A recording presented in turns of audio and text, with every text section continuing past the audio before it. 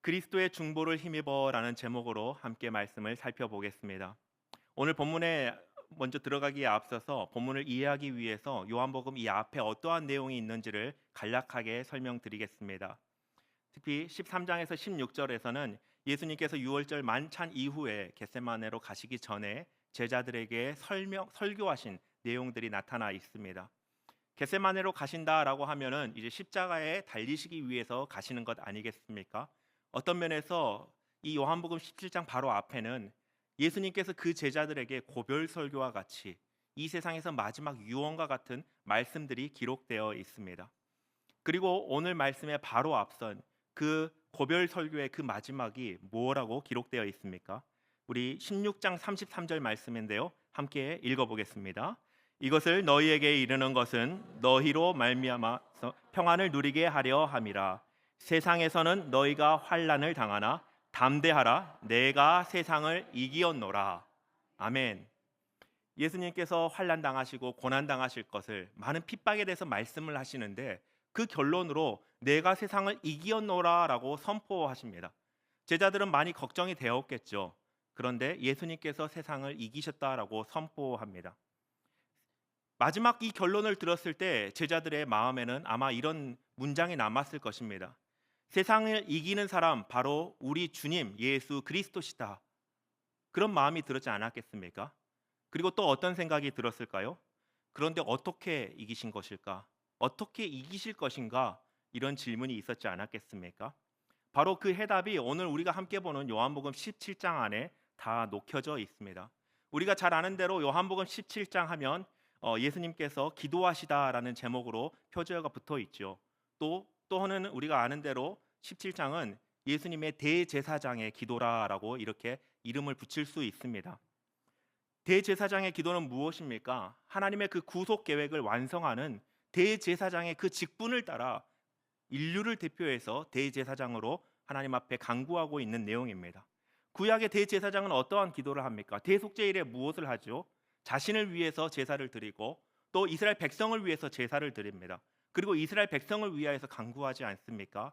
마치 그런 것처럼 이 요한복음 17장의 구조도 그렇게 나타나 있습니다. 1절에서 5절은 자기를 위하여서 하나님 앞에 기도합니다.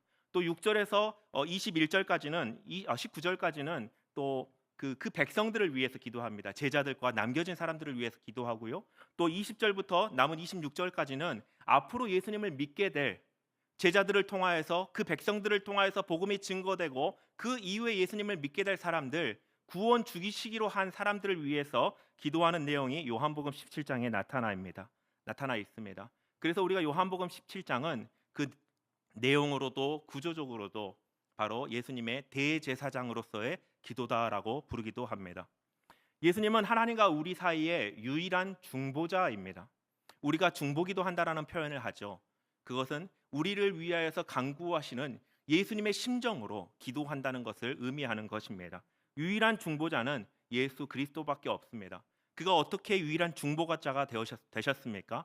십자가에서 자기의 생명을 희생 제물로 내어 드리면서 그 대제사장으로서의 모든 속죄를 감당하셨기에 우리의 유일한 중보자가 되신 것입니다. 이 요한복음 7장 안에는 예수님의 이 대제사장으로서의 기도가 나타나 있는데 이 기도 안에 내가 세상을 이기었노라라고 하시는 그 어떻게 세상을 이기는가에 대한 내용들이 다 숨겨져 있습니다. 오늘 이 17장 요한복음 17장 전체를 다루기에는 오늘 한 시간으로 너무 부족하고요. 그 중에서도 딱 이 한 가지 예수님께서는 그러면 어떻게 세상을 이기었다라고 말씀하셨는가? 우리는 어떻게 해야 되는가? 이러한 질문을 가지고 함께 말씀을 살펴보겠습니다. 예수님께서 세상을 이기는 힘은 바로 먼저 하나님의 영광을 구하는 것으로 그리고 또한 증거하는 삶을 사심으로 세상을 이기는 것이다라고 말씀해 주신 것입니다. 먼저 살펴볼 것은 하나님의 영광을 구하라, 의지하라입니다. 우리 1절 말씀 다시 함께 읽어보겠습니다. 함께 읽겠습니다. 예수께서 이 말씀을 하시고 눈을 들어 하늘을 우러러 이르시되 아버지여 때가 이르렀사오니 아들을 영화롭게 하사 아들로 아버지를 영화롭게 하게 하옵소서. 여기 말씀을 보면 이렇게 빨간색으로 이미 표시가 되어 있는데요. 시간을 말하는 단어가 하나 있죠. 바로 때입니다. 이 때는 어떤 때입니까? 좀 전에 요한복음 이 앞에 내용들을 설명한 것과 같이 이제 그리스도께서 십자가의 죽음을 위해서 나아갈 그때입니다. 시간적으로는 이벤트 쪽으로 보면은 예수님이 죽으러 가시는 그때이기도 하고, 또 신학적인 의미를 살펴보면 예수님께서 인류 구원을 위해 대속 제물로 되어질 그때를 말합니다. 그때 예수님은 무엇을 하십니까? 여러분 인생의 마지막 그 유언과 같은 말 혹시 준비해 두신 분이 계신가요? 한 번씩은 상상해 보셨죠? 예, 그것은 무엇입니까? 바로 예수님의 그 유언과 같은 가장 그 한마디의 말이 오늘 1절에 나타나 있습니다. 아버지로부터 영광으로 채워지기를 구하고 있습니다. 아들을 영화롭게 하옵소서. 여기서 영화롭게 한다는 것은 무엇입니까? 앞으로 감당할 십자가의 죽음, 그리고 빈 무덤을 뒤로 한 그 부활, 이 사건을 재정의할 수 있는 게, 정의해 줄 수 있는 것이 바로 아버지께서 그 아들을 영화롭게 하셨다라고 하는 의미입니다. 만약에 아버지께서 그 아들을 영화롭게 하지 않았다라고 한다면 단순하게 우리는 이 십자가 사건을 예수님의 순종이다 여기까지로만 생각할 수 있습니다. 그러나 아버지께서 아들을 영화롭게 하셨기에 이 십자가를 통한 인류 구원은 아버지의 뜻이 되며 아버지의 뜻에 대한 순종이 되는 것입니다. 아버지의 영광에 가장 충만한 사건이 바로 십자가가 될 수 있는 그 근거가 바로 여기에 있습니다. 아버지께서 그 아들을 영화롭게 하셨기 때문입니다. 그 아들 그리스도께서는 아버지께서 나를 영화롭게 해 주셔야 이 십자가의 죽음이 아버지의 영광으로 충만한 죽음이 되며 십자가의 구원이 바로 아버지께 영광을 올려드리는 구원을 베풀어 주는 그런 구속사가 된다라고 선포하시기 위해서 지금 아버지여 아들을 영화롭게 하옵소서라고 간구하고 있는 것입니다. 이 간구 속에 또 무엇이 나타납니까? 아버지와 아들의 연결이 나타납니다. 연합이라고 하죠. 삼위 하나님 안에 영광은 홀로 빛나는 것이 아닙니다. 함께 서로 영화롭게 하는 관계 안에 있습니다. 아버지는 아들을 영화롭게 하고 아들은 아버지를 영화롭게 합니다. 성령 하나님께서는 우리를 그 영화로운 그 영광 가운데로 초대하고 계십니다. 하나님의 영광을 구한다는 것은 그분의 관계적인 사랑 안으로 들어가는 것을 의미합니다. 예수 그리스도가 이 땅에 오셨을 때에 그 아들에 대해서 무엇을 증언합니까? 요한복음의 서두부터 그 아들의 어떠함에 대해서 이렇게 설명하고 있습니다. 요한복음 1장 14절입니다. 말씀이 육신이 되어 우리 가운데 거하심에 우리가 그의 영광을 보니 아버지의 독생자의 영광이요 은혜와 진리가 충만하더라. 예수 안에 있는 것이 무엇입니까? 아버지의 영광입니다. 예수 그리스도가 드러내는 것은 아버지의 영광이고 예수 그리스도가 드러내는 것은 아버지를 위한, 아버지를 향한 영광입니다. 오직 아버지가 주신 영광으로 십자가의 죽음을 준비하면서 바로 이 죽음을 통하여서 인류 구원을 완성하시고 이 죽음이 바로 아버지께 영광이 되기를 원합니다라고 구한 것입니다. 예수님께서 세상을 이기셨다라고 말할 때에 그 근거가 바로 여기에 있습니다. 예수님은 그 모든 사역을 하면서 아버지께 영광을 구했다라고 하는 것입니다. 아버지의 영광을 바라보고 붙잡고 그 길을 순종하며 나아갔다라고 하는 것입니다. 이것이 바로 1절에서 말하고 있는 아버지여 아들을 영화롭게 하사 아들로 아버지를 영화롭게 하옵소서라고 하는 기도의 의미입니다. 결국 그의 마지막이 어떻게 됩니까? 십자가에서 사단은 예수 그리스도를 하나님의 아들을 하나님을 완전히 죽였다, 무너뜨렸다 그렇게 조롱하였던 그 십자가에서 하나님은 그 아들을 지극히 높이셨습니다. 높이심을 통하여서 그 아들의 십자가의 죽음은 가장 영광스러운 하늘아버지의 영광이 되었습니다. 이 세상을 이기신 주님은 오늘 우리에게 이렇게 도전하십니다. 하늘아버지의 영광을 구하라라고 말이죠. 우리가 스스로 붙들려고 하는 우리의 그 엄청난 의지와 고집이 있지 않습니까? 여기서 고개를 끄덕이지 않으시면 저 혼자만 그런 고집이 있는 사람이 됩니다. 내 삶을 붙들려고 세워가려고 얼마나 그 남한테는 들키지 않으면서도 우리 마음속에 가지고 있는 그 고집과 아집과 그런 교만한 의지가 가득합니까? 그것을 주님 앞에 내려놓고 하나님의 영광 앞에 내려놓고 오직 주님의 영광만 쫓으라라고 우리에게 말씀하고 계십니다. 하나님께 영광을 돌린다는 것은 일차적으로 우리는 하나님을 영화롭게 한다, 찬양한다는 것을 생각합니다. 물론 맞습니다. 아주 작은 일부일 뿐입니다. 하나님의 영광 받으시는 것은 삶의 방향을 하나님의 영광을 돌리기 위해서 완전히 재조정하는 것을 말합니다. 왜 신혼부부들이 싸우는지 아십니까? 성격 차이요? 안 맞아서요? 그건 다 핑계인 것 같습니다. 혼자 살 때 얼마나 편합니까? 너무나 편하지 않습니까? 그런데 결혼하고 나니면 어떻게 됩니까? 서로의 관점을 양보하고 내어주어야 합니다. 아이가 태어나면 더 하는 것 같습니다. 그런 면에서 저는 우리 문대성 목사님 많이 존경합니다. 자기의 것을 내어주는, 그게 너무나 어렵지 않습니까? 예수 그리스도께서는 그 모든 것을 오직 아버지의 영광스러움에 다 맞추시고 온전히 그것을 쫓아 행하시고 사셨습니다. 그리고 우리에게 이렇게 권면하고 있습니다. 하나님의 영광을 쫓으라. 하나님의 영광만을 쫓으라. 하나님의 영광만을 위해서 우리의 삶을 계획하고 쫓아가라고 권면하고 계십니다. 지난주는 아주 긴 연휴였습니다. 저도 부모님 댁에 가서 이렇게 막 널브러져 있고 많은 휴식의 시간을 보냈습니다. 잠을 자고 또 자고 또 자도 맛있더군요. 수요일에도 많이 이렇게 잠을 잤습니다. 아침에도 늦게 일어나고 낮잠도 잤는데 저녁이 돼도 졸리더라고요. 근데 수요일 오후가 늦어지니 부모님께서는 이제 수요 기도회를 가시기 위해 준비하고 떠나셨습니다. 제 안에 여러 가지 내적 갈등이 일어났습니다. 어떻게 할까?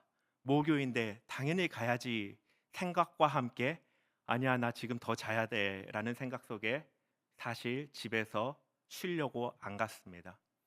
근데 쉬어지지가 않더라고요. 나는 그 시간을 쉰다고 계획하면 쉴 수 있을 줄 알았는데 그게 아니더라고요. 밤에 자려고 누웠는데 마음이 너무나 찝찝했습니다. 왜 그렇게 행동했을까? 왜 그런 선택을 했을까? 참된 쉼은 하나님 앞에 나를 내어드리는 것을 알면서도 실행하지 못한 저의 모습이 너무나 후회가 되고 하나님 앞에 죄송스러웠습니다. 우리가 몰라서 하나님의 영광을 쫓아가지 않는 것이 아닙니다. 알면서도 우리 안에 있는 그 고집과 아집과 정말 주님을 붙들어야 되는지 알면서도 눈으로 보여지면서도 실행하지 않는 모습이 우리 안에 우리의 삶에 가득 채워져 있지 않습니까? 주님은 우리의 일상에 하나님의 영광을 구하라고 도전하고 계신 것입니다. 우리의 연구의 표도 그렇지 않습니까? 하나님을 기쁘시게 하자. 알고 있으면서도 잘 되지 않습니다. 오늘 예수님께서 내가 세상을 이기었노라 하시는데 먼저 그 세상을 어떻게 이기는가? 하나님의 영광을 구할 때 비로소 우리가 예수 그리스도의 세상을 이기신 그 승리 안에 함께 참여할 수 있다는 것을 우리에게 보여주고 계십니다. 사랑하는 성도 여러분, 하나님의 영광 안에 거합시다. 하나님께 영광을 돌리는 인생은 결코 무너지지 않고 실패하지 않습니다. 하나님께서 천하게 여기시지 않습니다. 가장 귀하다, 존귀하다 여기십니다. 하나님의 영광을 의지하고 영광을 구하고 영광을 쫓아서 예수 그리스도의 승리하는 그 삶에 함께 참여하기를 원합니다. 하나님의 영광을 의지하며 또 두 번째로는 복음을 증거하라라고 말씀하고 있습니다. 이것은 세상을 이기는 삶의 모습을 보여주고 있는 것입니다. 우리 6절 말씀 함께 읽겠습니다. 세상 중에서 내게 주신 사람들에게 내가 아버지의 이름을 나타내었나이다. 그들은 아버지의 것이었는데 내게 주셨으며 그들은 아버지의 말씀을 지키었나이다. 여기서 우리는 세상을 이기는 두 번째 요소를 발견할 수 있죠. 바로 증거하는 삶이 승리하는 삶의 필수적인 요소다라고 하는 것입니다. 여러분, 지는 걸 좋아하십니까? 이기는 걸 좋아하십니까? 싸우는 걸 안 좋아하시나 봅니다. 이기면 좋지 않습니까? 어제 한국 축구가 이겼답니다. 얼마 전에는 브라질에 크게 졌거든요. 크게 지니까 마음이, 제가 이렇게 라이브로 본 것도 아닌데 5대0으로 졌다고 그냥 기분이 안 좋았습니다. 근데 어제도 라이브로 본 건 아니었지만 이겼다고 기분이 좋더라고요. 이겼다는 말은 우리를 좋게 합니다. 뭐 어떻게 하는 것이 이기는 것입니까? 우리의 고집이 사실 이기는 삶을 살기 위해서 우리의 삶을 주관하려고 하는 이 안에 있는 자기 중심성 아니겠습니까? 근데 주님은 내가 세상을 이기었노라 하면서 그 이기는 삶을 살아가는 비결이 바로 증거하는 삶이다라고 말씀해 주고 있습니다. 8절을 보면 이렇게 말씀하고 계시죠. 나는 아버지께서 내게 주신 말씀들을 그들에게 주어 싸우며 그들은 이것을 받고 내가 아버지께로부터 나온 줄 참으로 아오며 아버지께서 나를 보내신 줄도 믿어 싸움나이다. 주님은 제자들에게 아버지를 증거하였고 내가 아버지께로부터 보냄 받은 사람임을, 하나님의 아들이고 아버지께로 보냄 받은 사람임을 증거하셨습니다. 그리고 이를 통한 아버지의 구원을 선포하셨습니다. 왜 그렇습니까? 9절을 보면 그들을 위하여 비옵나니 세상을 위함이 아니요 내게 주신 자들을 위함이니이다 라고 말씀하고 있습니다. 예수님께서 선포하신 복음은 자신을 위한 선포가 아니었습니다. 하나님을 위한 선포가 아니었습니다. 바로 그 복음을 듣는 제자들을 위해, 그 백성들을 위한 선포였습니다. 다시 한번 생각을 해볼까요? 예수님께서 왜 이 땅에 오셨습니까? 하나님의 뜻을 위해서, 아니면 세상을 심판하기 위해서? 여러 가지로 생각할 수 있습니다만은 반드시 필수적인 것은 바로 나를 구원하시기 위해서입니다. 그 백성을 찾으시기 위해서 오신 것입니다. 그들, 제자들, 그 백성들, 그리고 앞으로 구원을 베푸시기 위한 사람들을 위해서 이 땅에 오신 것입니다. 하나님은 이 사명을 감당하실 수 있도록 예수 그리스도를 보호하시고 보존하시고 인도하시고 그 십자가와 부활의 사건을 영광스럽게 하셨습니다. 그리고 예수 그리스도는 바로 그 복음을 증거하셨습니다.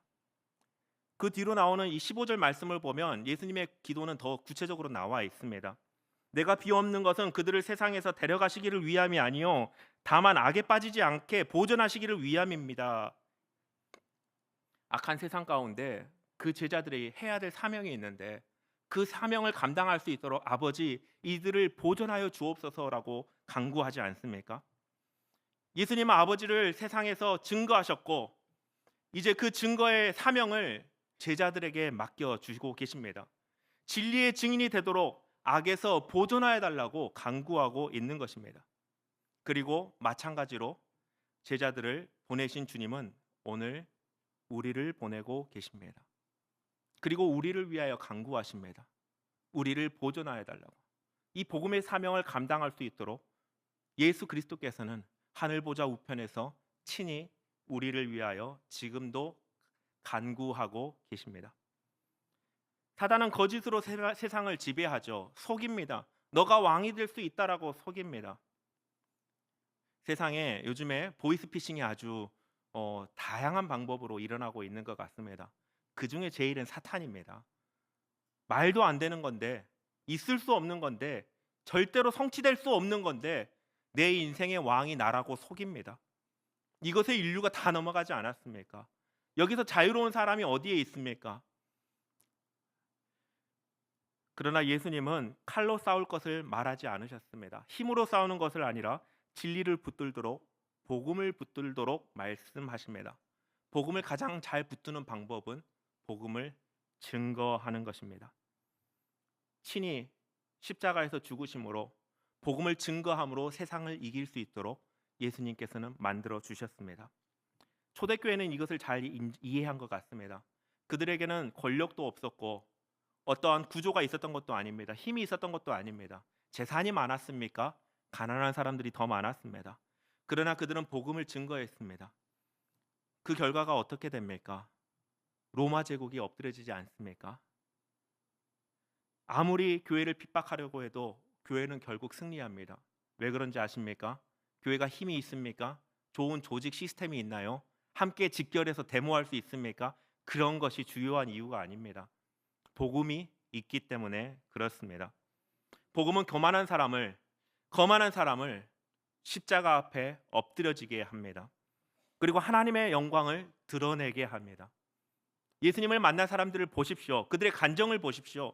한결같이 교만하고 거만했지만 예수님을 만남으로 하나님의 영광을 위해서 살아가지 않습니까? 우리에게도 그런 사명을 주셨고 우리도 계속 그 사명을 감당하고 있습니다. 이것이 바로 세상을 이기는 승리입니다. 복음 증거는 세상을 이기는 비결이며 하나님 나라의 핵심 원리입니다. 왜냐하면 복음은 삼위 하나님의 영광을 드러내는 소식이기 때문에 그렇습니다. 제가 단순하게 십자가의 복음을 말하는 것이 아니라 삼위 하나님의 영광의 복음을 라는 표현을 썼습니다. 복음이 증거될 때 어떠한 일이 일어납니까? 교회가 하나님의 영광 안에서 하나됨을 배워갑니다. 복음을 증거할 때 삼위 하나님의 교제에 참여하기 때문에 그렇습니다. 교회가 승리할 수 있는 이유는 복음을 증거하기 때문입니다. 우리가 승리하는 이유 또한 복음을 증거하기 때문입니다. 요한복음 17장에 계속되는 표현들이 몇 가지가 있습니다. 그 중에 하나가 함께 혹은 하나됨이라는 표현입니다. 성부와 성자는 사랑과 순종의 관계로 하나 되었습니다.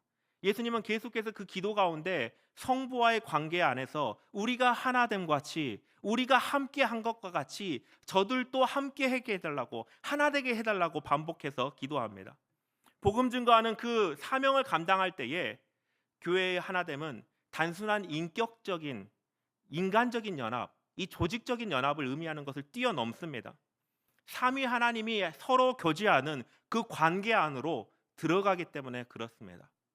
그런 면에서 복음 증거하는 것은 마치 심장과 같습니다. 복음을 증거하는 것이 있을 때에 그 교회는 심장이 뛰고 있는 교회이고, 그 사람은 예수의 생명으로 심장에 뛰고 있는 그 삶을 살아가는 것입니다. 그것이 바로 예수 그리스도께서 세상을 이기었다라고 하는 그러한 의미입니다. 요한복음 15장 9절에서 10절 말씀을 제가 읽어드리겠습니다. 아버지께서 나를 사랑하신 것 같이 나도 너희를 사랑하였으니 나의 사랑 안에 거하라. 내가 아버지의 계명을 지켜 그의 사랑 안에 거하는 것 같이 너희도 내 계명을 지키면 내 사랑 안에 거하리라. 아들이 지금 그 그리스도께서 말씀하고 있는 것은, 그리스도는 우리를 사랑함으로 아버지의 사랑 안에 거하고 있음을 말합니다. 아버지의 사랑 안에 그 아들이 거하는 방식은 우리를 사랑함입니다. 그럼 우리가 그리스도의 사랑 안에 거하는 방식은 우리가 이웃을 사랑하는 것입니다. 이 사랑이 무엇인가? 바로 생명을 내어주는, 생명을 구원하는 복음 증거라는 것을 요한복음을 통하여서 말씀해주고 있는 것입니다. 복음 증거가 바로 예수 그리스도의 사랑 안에 거하는 것입니다. 복음으로 주님은 우리를 삼위 하나님의 연합 가운데로 초대하고 계시고, 또 그 아버지의 사랑 안으로 초대하고 계십니다. 사랑하는 성도 여러분, 여러분 주님을 사랑하십니까? 주님의 사랑 안에 거하십니까? 그렇다면 우리는 더욱더 복음을 증거하는 일에 힘을 더해야 됩니다. 복음을 증거함으로 더욱더 주님의 사랑 안에 거하는 우리 신일교회 성도님들 되시기를 주님의 이름으로 축원드립니다. 말씀을 맺도록 하겠습니다. 오늘 말씀의 제목은 그리스도의 중보를 힘입어입니다. 요한복음 27장은 그리스도의 대제사장적 기도, 대제사장으로서의 기도로 우리를 위한 중보가 가득해 있습니다. 우리를 위해서 무엇을 중보하십니까? 세상을 이기었다. 그 선포가 우리 안에 적용되기를 기도하고 계시는 것입니다. 하나님의 영광을 구하며 복음을 증거함으로 이기는 삶, 내가 승리한 그 삶을 쫓아오라고 우리를 부르고 계시는 중보입니다. 세상이 무너져 가는 것처럼 보이십니까? 괜찮습니다. 왜냐하면 예수님께서 이미 세상을 이기셨기 때문에 그렇습니다. 정치적으로, 경제적으로, 별의별 조직으로 힘을 써봐도 무너지지 않습니다. 그러나 회복되지도 않습니다. 왜냐하면 그것이 방법이 아니기 때문입니다. 예수님께서 세상을 이기신 그 방법, 하나님의 영광을 구하는 사람으로, 그리고 복음을 증거하는 그 사람으로 하나님은 이 세상을 하나님의 영광으로 뒤덮으시며 승리하는 세상으로 만들어 가실 것입니다. 그리스도의 중보는 십자가 사건 앞에서 이례적으로 끝난 것이 아닙니다. 지금도 하늘 보좌 우편에서 우리를 위하여서 친히 간구하시는 분이 예수 그리스도십니다. 우리의 믿음과 교회의 사명은 바로 이 예수 그리스도의 중보로 지탱되어 가고 있습니다. 그리스도께서 우리의 머리 되신다라고 하는 것은 또한 그리스도의 중보로 인하여서 그의 몸된 우리 교회가 그리고 그 지체된 우리 한 사람 한 사람이 지탱되고 있다는 사실을 기억하시기를 바랍니다. 그 중보를 힘입을 때에 우리는 하나님의 영광을 구하고 또한 복음을 증거할 수 있습니다. 새생명 축제를 준비하며 어떤 말씀을 함께 나눌까 기도하는 가운데 바로 예수님이 우리의 중보자 된 사실을 함께 기억하면 좋겠다는 그런 마음의 도전이 있었습니다. 새생명 축제 우리의 중심에 오직 하나님의 영광을 쫓아가는 그런 시간이 되었으면 좋겠습니다. 우리 입술에는 복음이 그리고 우리의 삶에는 순종이 가득했으면 좋겠습니다. 그래서 요한복음 17장에서 나타나 있는 그 주님의 기도처럼 그들도 우리 안에 있게 하옵소서. 우리의 태신자들도 우리와 함께 있고 삼위 하나님과 함께 연합하는 그 놀라운 예수 그리스도의 중보가 우리 태신자들 가운데 성취되는 이 새생명 축제가 되기 위해 우리 같이 힘을 다했으면 좋겠습니다. 한 가지 더 마지막으로 권면드리고 싶은 게 있습니다. 예수님께서 기도하셨습니다. 기도 외에는 능력이 나타날 수가 없습니다. 오늘 이곳에 오신 여러분, 앞으로 남아있는 새생명 축제 연속 기도에 빠지지 마십시오. 내일 다 체크할 겁니다. 기도의 자리를 지켜야 됩니다. 우리가 만나서 여러 가지의 언어로 여러 가지의 방법으로 꼬시더라도 우리의 능력으로는 할 수 있는 것이 아닙니다. 우리가 기도할 때 환경이 바뀝니다. 우리가 기도할 때 마음이 바뀝니다. 아무것도 하지 않아도 우리가 기도할 때 하나님께서는 태신자의 마음을 바꿔주시고 우리에게 먼저 연락할 수 있도록 일하실 수 있는 분이 바로 우리 주님이십니다. 그런데 우리가 기도하지 않으면 별의 별수를 써도 아무 일이 일어나지가 않습니다. 우리가 기도의 자리를 지키며 하나님의 영광을 구하고 순종하여 복음을 증거할 때에 이 새생명 축제를 통하여서 오직 하나님 한 분만이 영광 받으시기를 원합니다. 함께 기도하겠습니다. 거룩하신 하나님 아버지, 영원한 중보자가 되어주심에 감사합니다. 그리스도의 중보가 있기에 오늘 우리가 있습니다. 그리스도의 중보가 있기에 우리가 하늘아버지의 영광을 구할 수 있게 되었습니다. 그리스도의 중보가 있기에 우리가 그 놀라운 복음을 증거할 수 있게 되었습니다. 주님을 쫓아서 이 세상을 이기었다 선포하신 그 승리 가운데 우리가 하나님의 영광을 구하며 복음을 증거함으로 함께 참여할 수 있도록 성령의 충만을 더하여 주시옵소서. 예수 그리스도의 이름으로 기도하옵나이다. 아멘. 광고 말씀 드리겠습니다. 새생명 축제가 이제 며칠 남았죠? 10일 남았습니다. 다음 주일 지나면 바로 이제 일주일밖에 남지 않는데 여러분이 하셔야 될 것은 기도하는 것과 만나셔야 합니다. 꼭 만나셔서 초대장도 주시고 이미 초대장을 주신 분은 뭘 해야 될까요? 오는 거 맞지 확인하시고 끝까지 마음 변하지 않도록 기도해 주시기를 바랍니다. 새생명 축제를 위한 연속 심야 기도회가 저녁 8시마다 이곳 본당에서 있습니다. 금요기도회 시간에는 금요기도회 이후에 있고 또 주일에는 새가족 섬김이 세미나가 있는데요. 그 세미나 이후에 비전홀에서 계속해서 있으니까 꼭 참여해 주시기를 바랍니다.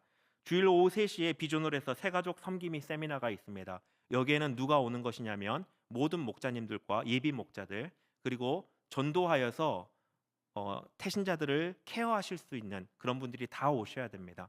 오셔서 새가족부에서는 어떻게 이들을 관계하고 섬기는지 함께 우리가 공유하고 한 마음으로 섬겼으면 좋겠습니다. 새생명 축제 이후에 또한 새생명 축제에 참여하신 분들과 후반기에 새가족이 되신 분들의 환영회가 토요일 날 있습니다. 10월 성교 기도회가 주일 오후 2시 비전홀에서 있고 또 한 가지 여러분께 기도 부탁드리는 것은 10월 18일 돌아오는 토요일 오전 10시에 브릿지 피크닉이 있습니다. 자세한 내용은 주보를 참조해 주시고 주위의 젊은 가정들, 젊은 부부가 이렇게 태신자로 계신 분들은 우리 오인환 목사님께 소개시켜 주셔서 참여할 수 있도록 인도해 주시기를 바랍니다.